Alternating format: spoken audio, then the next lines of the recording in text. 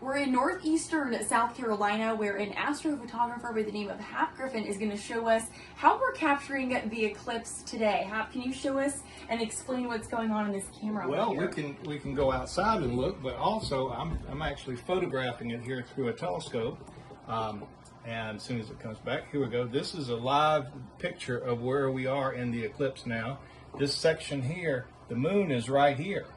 And the moon is moving across the sun, and you can see it's taking a little bite out of the sun. On the sun today, we actually have a couple of sunspot groups. There's one there and one over here. Those are places on the sun that are not quite as hot as the surroundings, and so it appears darker. But we should be seeing over the next couple of hours the moon take a big chunk out. The sun will turn into a crescent, and then it'll all go the other direction, and it'll be over with. But now you can really see where we are within the eclipse.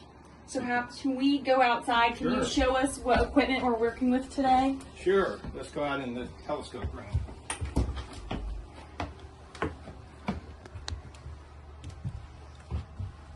So what is this giant piece of equipment here? This isn't your average telescope. What are we looking at? No, this is actually two telescopes. The big one we're not using today.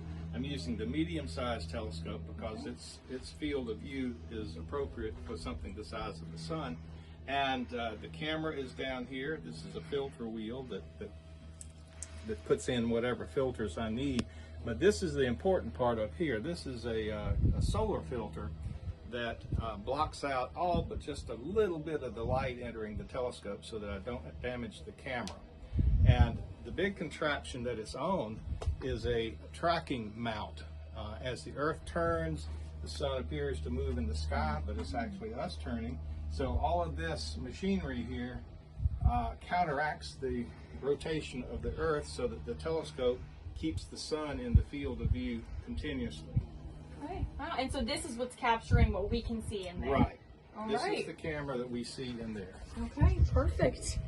Take a look at all of that equipment. Now, is the camera attached to, these are separate entities? You've added the camera onto the telescope, correct? Yes. Okay. Yes. All the bits and pieces are separate. Alrighty, look at that.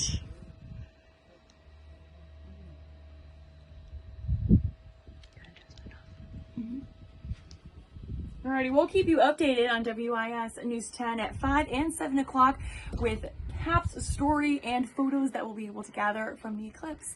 Till then, I'm Naomi Pober, WIS News 10.